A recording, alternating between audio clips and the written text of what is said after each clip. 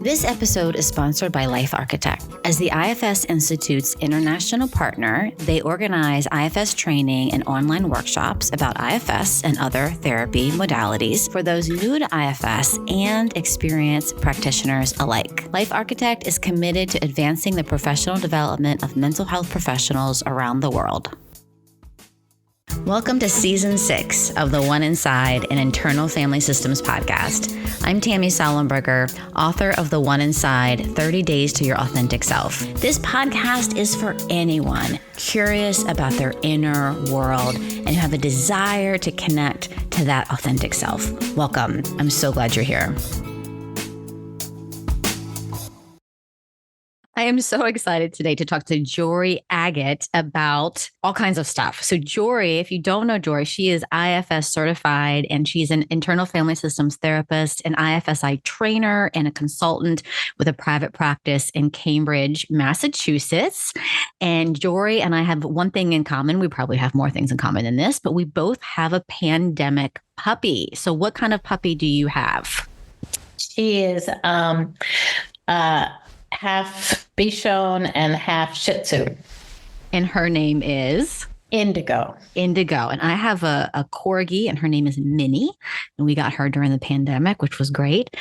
So Jory, let me start with my first question, which is where are you in the world and what do you see when you look out your nearest window? Well, I am in Cambridge, Massachusetts, and I live in a cohousing community, which is a form of cooperative community that I was instrumental in developing and then moving into. And we have a high up third floor apartment that's in the trees. And so I'm looking at the trees. We call this the Agate Maze Treehouse. And I see a whole bunch of birds. And just yesterday, a hawk was landed in the tree branch right outside my window. So it's lovely. It's an urban spot in Cambridge, Massachusetts, but we're right along a bike path and park. So I just see trees out my window. That's amazing. And so can you say anything about the co-living situation, what that means? Yeah, cohousing, it's a form of cooperative community where a group of folks get together and develop their own neighborhood, if you will, some kind of communal living. We have a lot of shared space, shared kitchen and dining room where we share a meal once a week. We have kids' playroom and arts and crafts room and wood shop and gardens. And you have one playground for all the kids to play in, and cars are kept at the periphery, and it's designed to create interaction and sharing resources. There's a guest bedroom, so you don't need an extra bedroom in your unit. You can just book the guest bedroom in the common house, or, I have my large family gatherings down in the dining room, even though we have our own dining room in our own home, but we have all the shared space too. And you really know your neighbors and support them and are involved with them in different ways. And we do a lot of stuff together as community. I love that. Are you from Massachusetts originally? No, but my wife and I have been here for the last 32 years. So. Okay. I'm from Maryland originally, and I was thinking that would be, and all my family's there, and I was thinking that would be so lovely. I mean, I have my friends that it will be so different to live like that. Because I think that's how we all used to live. In villages. It's kind of like the way neighborhoods used to be. You knew your neighbors, you interacted, kids went in and out of one another's houses. It's that kind of design. Yeah, I love that. So I want to start from the beginning, and we have lots of stuff to cover. So let's see how we can do with time. But I want to start from the beginning in how your healing journey involved IFS. Sure. Well, let's see, I entered into IFS probably almost 20 years ago now. And I entered as a client. So, as many of us I have the experience of having a traumatic childhood and, struggled with a whole bunch of stuff and did a number of rounds of therapy throughout my life that I think helped, but didn't really fully heal. And then when my kids got to be the age that I was, when a lot of the worst trauma was happening to me, I found myself reacting to them in ways that were really more about me and my history than them. And I realized it's time I got back into therapy. I hadn't been in for a number of years. And as luck would have it, I lucked in with an IFS therapist. And so I started as a client. I was actually working as a parish minister at the time. I'm a Unitarian Universalist parish minister, and I did that for 20 years. But the work I did with my therapist was so transformative and really was healing in a way I had never experienced before. I thought this is really good stuff here. And as IFS is, it's very collaborative. So she was telling me what she was doing. In fact, when I started with her, she wasn't IFS. She went to her first IFS workshop about 6 months after starting with me. And she's like, I just learned this thing. How about we give it a try? And, recommended a book that I read. And then I got real curious about Dick Schwartz and went to a 1-day workshop with him, and then a 5-day workshop with him. And then, what, I think I need to get trained in it. And I did. I went through the level 1 training. I was still in parish ministry. And I'll say it was very helpful in ministry. Number one, we do a lot of counseling in ministry, although it's always brief counseling, but it's still really helpful, just helping folks coming in crisis just unblend from the parts that are so overwhelming for them.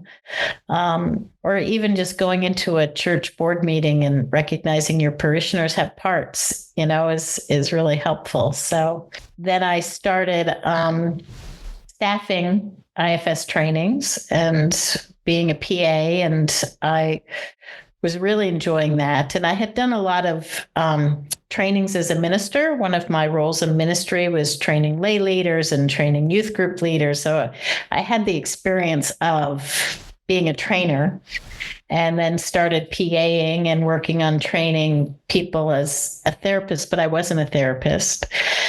And then it was frustrating to me because in ministry, folks come to us in some kind of spiritual crisis, and we do short-term counseling, usually 3 sessions tops, and then refer them to a therapist. They're the experts. And here I had all these IFS tools at this point. I'd been doing IFS and training for several years at that point, and yet it wasn't my job. I had to refer folks, but I wanted to do the deep dive with them. And I realized I needed to make a career shift. So I went back to school and became a psychotherapist and continued staffing trainings, and then became one of the trainers for the IFS Institute. So I love that. And it sounds like so many of us, it's a parallel professional and personal journey, or kind of they go hand in hand. I mean, it was interesting because back when I was trained, and this was like 15 years ago, I was the only non-therapist in my training group. And there was a part of me that felt real sheepish about it because I knew I was there for my own healing. And, I'd confess that in my small groups, and these therapists, my peers in the training were like, we're all here for our own healing. We wouldn't be here if we weren't. So, that was helpful. But yeah, that was definitely my entry into this. And it's kind of why I love teaching this stuff, because I know how much it works, because it works so much. It was so transformative for me internally in ways that nothing else had come close to. I wonder if this would be a great point to talk about grief then, about sort of the work with exiles. Your workshop with Life Architect is going to be on grief. And so you were talking about how you're looking at this differently than when we think about kind of how we handle the 6 stages of grief, or whatever that is. I'm so in the IFS world now, I kind of forgot about that. Well, what I came to realize through both my own healing work, but more now as I've been teaching it, I've started to say this phrase in all my trainings, which is IFS is grief work. People don't appreciate enough how much we've suffered. We've experienced trauma in whatever way we have it, little t, big T, I don't care. Our exiles have somewhere gotten the message. They're not good enough. They're not lovable. They're, worthless. They're, and something happened to give them that message. And whatever that was that happened needs to be grieved. And that we have parts, both internally as well as culturally, externally, that want to make that go away, pretend it didn't happen, deny it, minimize it, get over it. Why are you hanging on to that? Oh, it wasn't so bad. Other people had it worse. Or you're making a mountain out of a molehill. Or why aren't you over that by now? You've been through it. There's so many parts, both internally and externally, that give us the message that we shouldn't hang out with grief. And actually what we're doing in IFS is working with all those protectors, getting them to know that it's okay, that we can be with the grief. It's not too much. Self doesn't get overwhelmed from anything. Self can be with anything, with no matter how much pain. And that the fact that we went through the pain, needs to be grieved. That we can't just magically make it different.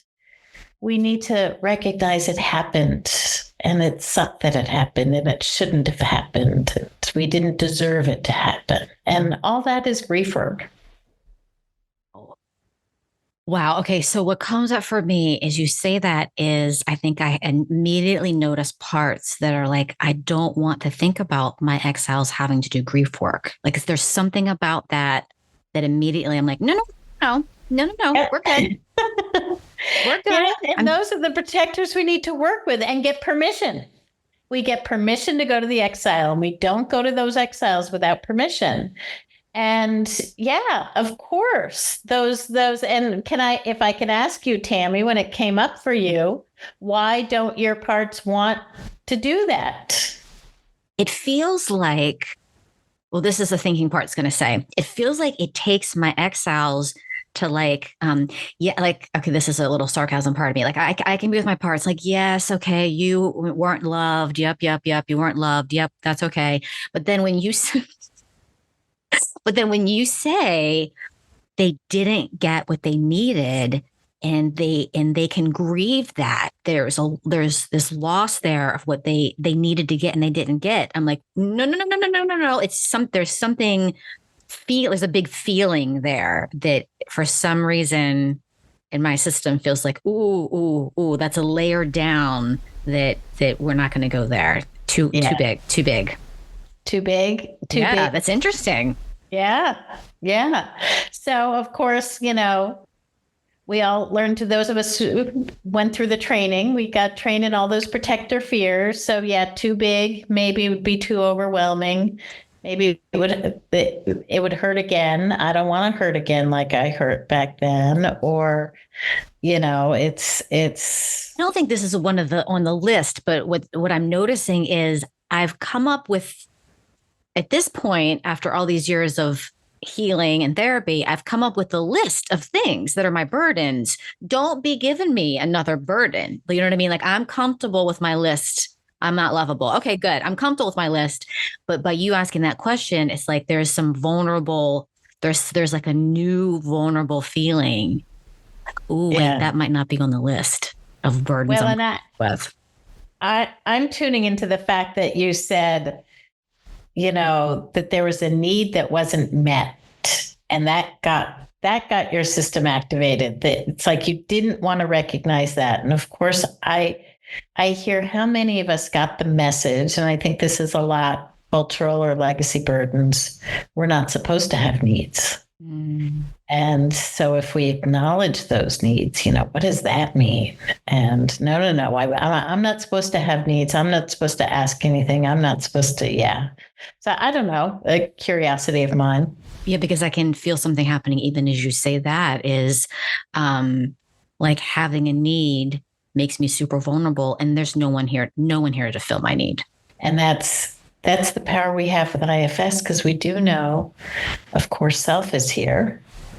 And I never like to minimize the power of the therapist self as well, that's here and recognizing and acknowledging that. I know the emphasis we put in IFS is that the client's self is the primary healing agent. And I do fully believe and support that, but I don't like to minimize the importance as well as that secondary healing agent, which is the therapist self.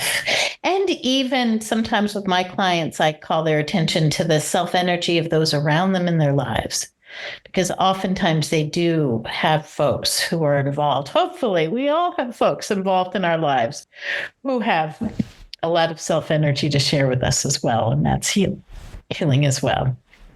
Okay, so this might be a big jump, but I'm wondering if that, because I think about, okay, so external relationships and how the repair in those relationships and the kind of the bigger picture repair, right? Like my repair, this isn't really repair, but sort of like the repair, let me say it this way, the repair my parts get with my therapist meeting my needs is a type of repair. It's definitely a type of repair. I mean, I do emphasize too in my work, and one of the things I love to teach on is kind of rupture and repair, because, as you may have noted in the where I'm located, community is really important to me. I mean, it's part of why I became a minister, was to help create communities of healing and transformation for others. It's why I live in a communal environment with other people, because I believe in the power, and I believe we're it's our connection to others that give us our mental health, if you will. We're not meant to be isolated. We were meant to be in connection with others. And I love teaching on rupture and repair, because I think we don't get taught very well how to create repair. And of course, ruptures are so natural. If you're in relationships with others, you are going to have ruptures. It's impossible not to. So for someone like myself, who so highly believes in the value and the power of community, you got to get pretty good at repairing ruptures, because you're going to have them. You're going to have them as you're in relationship with others. So I do love working with my clients on that, on, what parts are coming up for them for a rupture, what do they need, really helping them be heard, validated, listened to in the way we know to do with particularly protectors. We know if there's a rupture, it means there was a wounding to one of the exiles. Something happened that my exile said, ouch, I'm not okay here. This, I got a message. I'm less than, I'm this. Something happened to create that rupture that basically shot an arrow into one of our exiles that brought our protectors up. And of course, our protectors have very different strategies around how to protect ourselves in ruptures, be it, rage at the other, or rage at ourselves, or withdrawal, or put up a wall, or shut down, or sarcasm, or, there are all kinds of protectors can come up around. So working with those protectors and helping our clients see the wounded one behind that those protectors are protecting is, I think, amazing and healing work we can do with our clients. But then helping them, how might they want to make repair? And whether they have been the recipient of the rupture, or I think the even more challenging one is when we have caused the rupture, and we realize, oh, I stepped on it, I said something I'm regretful of, or did something I'm regretful of. How do I make repair? And we haven't really been modeled in good ways how to do that. And, I even think some of the ways my wife and I used to fight, and I'm embarrassed by now, my protectors that would come up that would either be blaming or shaming her, or her ones that would come up and oh, you're right. It's all my fault. It's all my fault. I'm just, we all have our own style and how amazing it's become when we've learned how to recognize our parts, unblend from them, and then speak for them. And it's amazing when you lead a conversation of repair from that kind of self energy, it's much more likely you're going to be met with self energy. No guarantee, but much more likely. Yeah. I was thinking that I have parts that actually feel like this is interesting to me, that I feel more comfortable being the one that did something wrong and repairing. Like that feels more comfortable, I think, because there's parts of me that are like, I'm sorry. I'm like, I'm always sorry. Oh, I'm sorry. I probably did something wrong. I probably made a mistake. Like, I'm sorry. So I don't know that that's an actual repair, but it's like, if there's conflict, I'm sure it was my fault and I'm sorry. Yeah. So I really like to draw the difference between an apology and repair. Okay. And I don't usually talk about apology because, what did we learn? How do you apologize? You say, I'm sorry. And it's not that a repair doesn't involve an apology. If you think about an apology centers the person who caused the rupture. I am sorry. Therefore, we're done. You should be over it. Why you were right. I said I'm sorry. So I agree that I'm wrong and I'm sorry. I agree that I'm wrong. And let's move on. Right. It doesn't look at the impact you actually had. So one of the things about a repair is actually taking the time to listen to the person you caused the rupture with, to what was the impact, to actually centering them and their needs, as opposed to, well, I said, I'm sorry, I took care of this. I did my part. No, you have to stop and listen. Oh, I realize I blew it here. Like something just happened. Can you tell me, are you available? Well, number one, they have to be available for it. You can't force somebody to be in repair with you, particularly when you cause the rupture. But then you got to listen and you got to reflect that you heard it. Like, so it sounds to me that, I did this and, gosh, that message landed on you. That is not the message I wanted to make. I would never want to do anything that would give you that message, and you have to make some commitment to move forward differently, And the thing about a repair is you can acknowledge the impact. And I think we struggle with this because we feel as if I say I blew it, we're saying I'm bad. And okay. like our exiles go to see, I am bad then, I am unlovable, or I am no good, or whatever. And we have to take care of our exiles so that they know, no, you're not bad. It's just being in a relationship is hard and we blow it sometimes. So it's okay to say, I blow it without getting flooded with shame. And it's not easy to do. And this is why I love working with my clients around this. You really have to do a lot of healing work with your exiles to be able to then approach somebody and say, I really blew that. I would never want to give you that message. It is helpful for me to learn that from you that caused that. And like, I'm going to have to take a look at it because I never want to give you or anybody else that message again. Feels really different than, well, I'm sorry. What about you? What about your partner? Often an apology often, well, where's mine now? You're supposed to forgive me. Yeah. Yeah. And I actually, I don't spend much time with forgiveness. Like, If you're looking for forgiveness, in my mind, it's not a real apology. It's not a real repair. The person may forgive you or not, but you and your own integrity need to be willing to be accountable for the impact you had on them.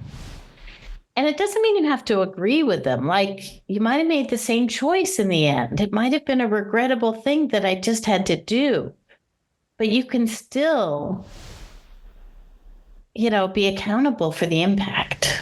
And of course, repair is also a process. It's not like a one and done. Well, I said, I'm sorry. Why are you still holding on to this? Why aren't you over this? You're going to have to build trust again. You have to rebuild the relationship. But the thing I know from, 32 years of marriage and other kind of long-term relationships, it's relationships that have caused rupture. We've had ruptured and been able to repair. Those are the strongest relationships in my life. And, as a minister, I used to do a lot of counseling couples before they got married. And one of the questions that I always asked was about how they fought.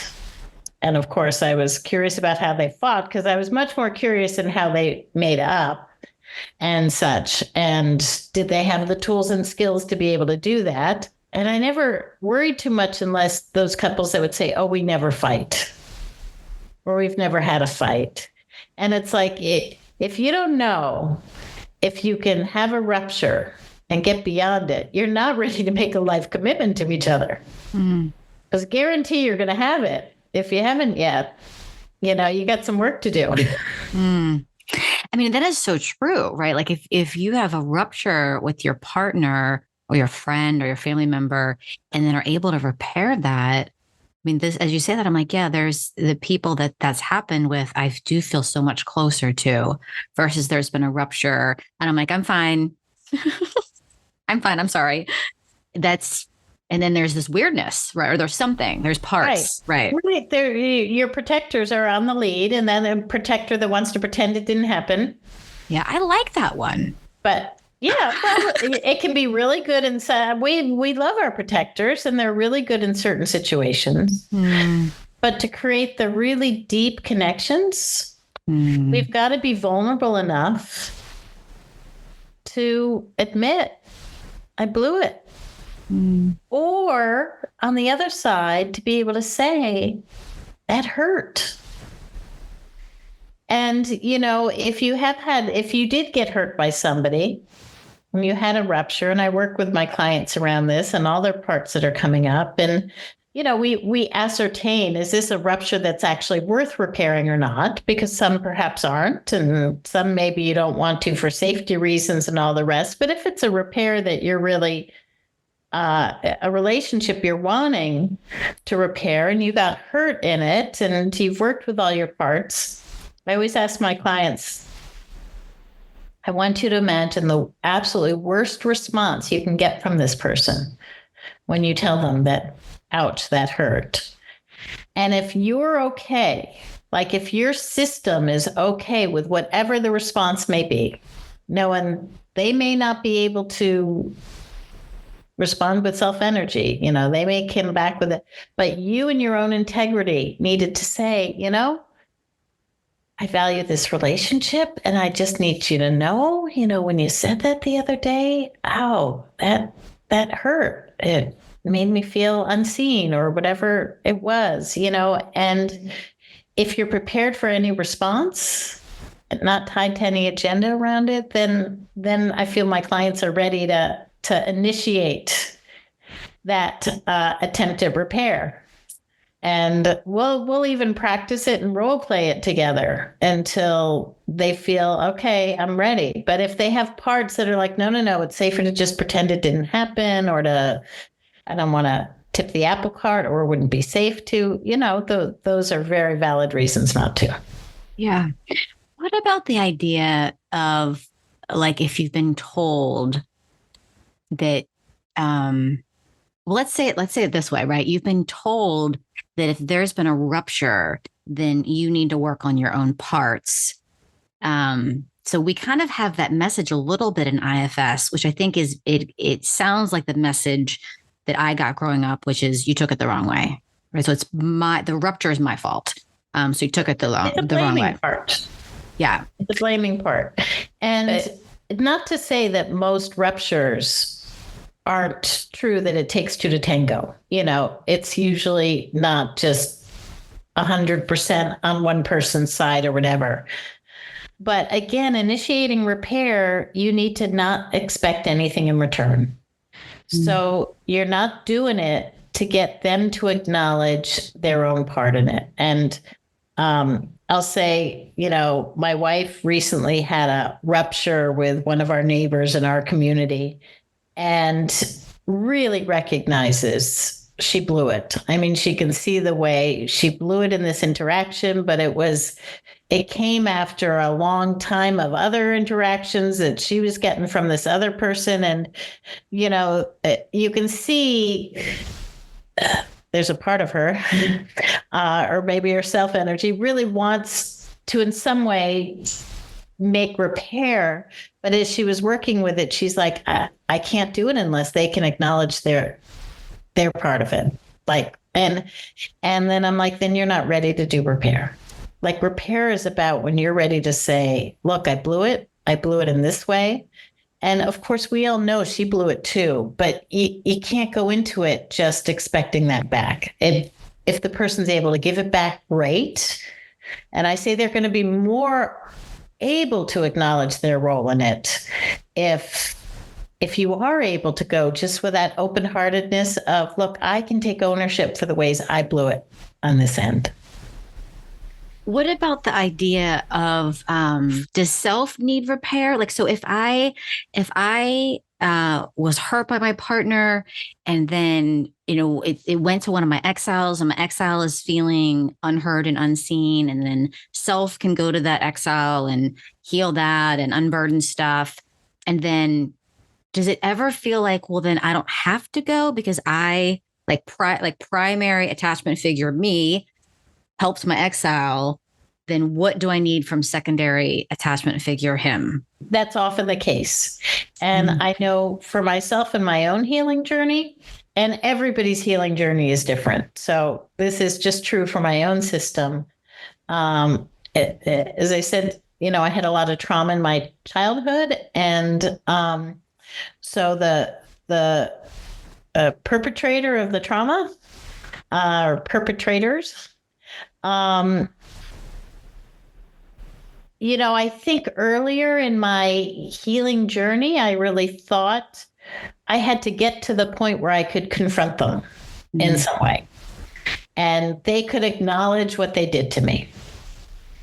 And, once I really did IFS work and really was there with those exiles and witnessed them and even unburdened them, I actually know if I confronted my perpetrator, I would never get the acknowledgement that my system wants or needs. And my system's gotten it. It got it from myself. It got it from my therapist. It's gotten it through my healing journey, from other messages I've gotten from in my community through the world. I know, and I've had the opportunity to confront my perpetrator and say, and some people might need that, knowing that even if they gave the worst response, that's what I need to do. I'm totally there for my clients with that. For myself, I didn't need it because I knew I wouldn't get a good response. And I like that because it feels very self-led and I'm taking care of my part, and then I can decide what's going to feel safe for my system. Yeah, but I'll say I am still in relationship with my perpetrator, and it's pretty superficial, somewhat distant. And that's fine by me. But I didn't have to, I didn't feel a need to do a cutoff. Of course, I didn't need to protect myself now as an adult in the same way. But, I also have never confronted them. Hmm. Do you have to, and you don't have to answer this if you don't want to, do you have to do something with your parts before you interact with them? Not anymore. I Okay. used to. My therapist used to prepare me whenever I was going to be in a situation where I knew we were going to be in the same room. And I do this with my clients. What does your system need so that it'll feel safe and it'll feel, but I don't anymore. Hmm. Hmm. Do you have any recommendations for people that do have to and have, like, do you have to be in situations with their perpetrator? Yeah, I am totally supportive of our protectors. Our protectors are there for really good reasons. And if you're in a situation you need your protectors in the lead, even a protector that needs to do a cutoff, and maybe you need to not be in the room. And which is a perfectly fine option as well. And if you do need to be in the room, I actually have a client who's headed to visit their mother, who is quite activating to them. And so we've just been preparing. What do your protectors need, knowing your mother is going to do those things that continually give you the message you're not okay. Hmm. I love that. Instead of saying like, okay, protectors and exiles, everybody go somewhere and let me, and that's one option, right? Like everybody go somewhere and let me lead. But you're saying, hey, protectors, join the party and let's go in with our protectors. We're good. Like If that's in what the needs lead. to happen, totally. Yeah. Okay. And it is in part introducing the protectors to self as well, because they aren't aware. And so for my client, and again, we've been prepping her for this visit to her mother. We spent a lot of time with her 13-year-old who was just so wounded by her, and she did this beautiful unburdening, and her 13-year-old knows herself is there. Her 13-year-old is in a really good shape, so that now when she turns to her mother, even though those protectors were totally validated them, they are there as a resource to her. She knows the ones she can use easily, but she's actually hopefully going to be able to be a lot more present with her mother with self energy, because that 13-year-old she knows is okay, even when her mother does that thing that her mother does that tells that 13-year-old she's not good enough. Wow, that's beautiful. And that wraps us around to the grief of our 13-year-olds and our younger parts that have this grief. And that, definitely this last session with her was a lot of grief work around the fact she didn't have a mother that gave her a different message, and that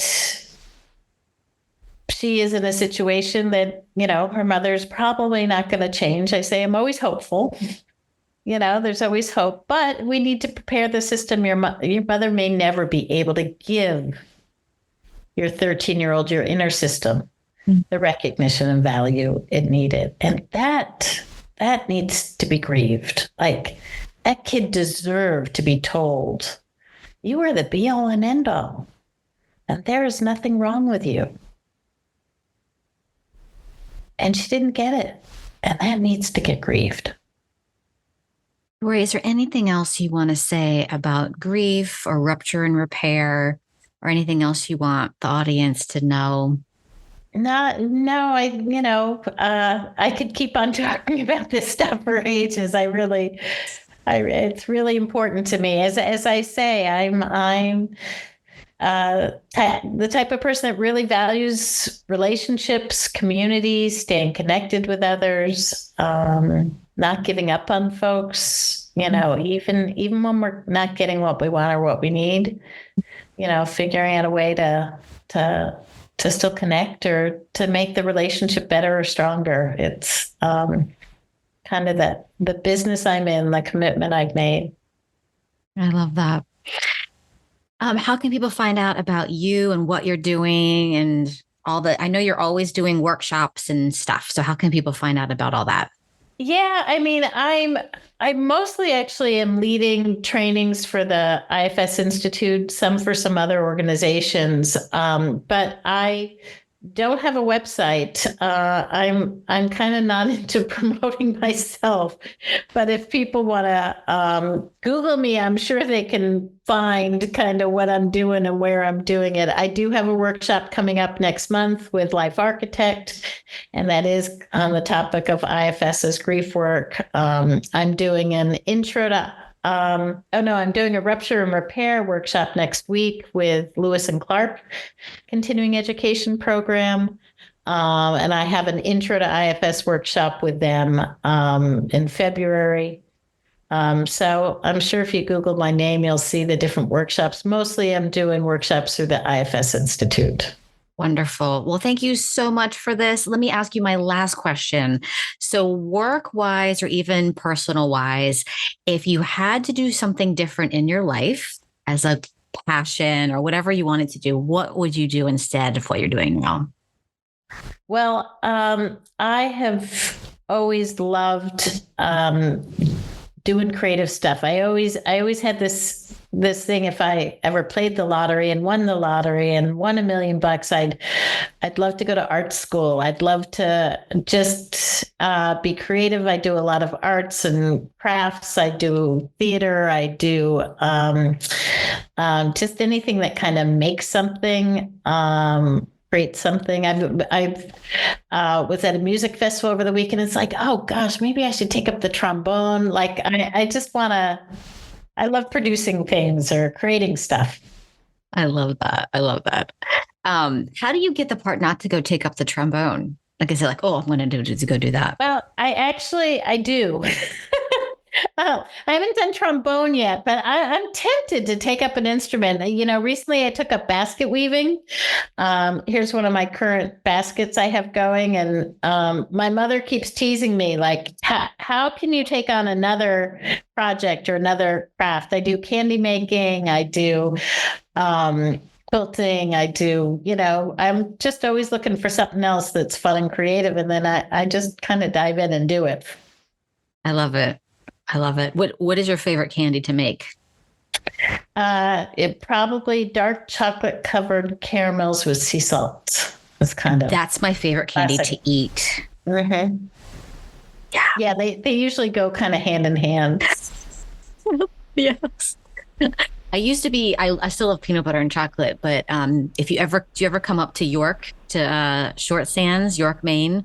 Mm-hmm. They have a candy. They have a candy store there, and they have these like long logs of dark chocolate caramel sticks. They're delicious. Oh, I'll have to check that out. You do? Okay. Jory, thank you for this, and it's just good talking to you, and thank you for the trailheads. Great. Lovely talking to you, Tammy. Thanks for hanging out with us today. If you enjoyed this episode, I'd love it if you left a rating, a review, a like, comment, share with your family, your friends. That would mean so much to me. My book is available at your favorite independent bookstore or on Amazon. You can visit my website, tammysallenberger.com, or you can download a free Get to Know a Should part of you. You can follow me at IFS Tammy on Instagram and at The One Inside on Facebook and on YouTube. Jeff Schrum co-produces The One Inside, and I am forever grateful for Jeff. Also thankful for Jack Reardon for creating the music, and just thank you for listening. 6 seasons, over 1 million downloads. I cannot tell you how much I appreciate you in this community. I'll see you next time.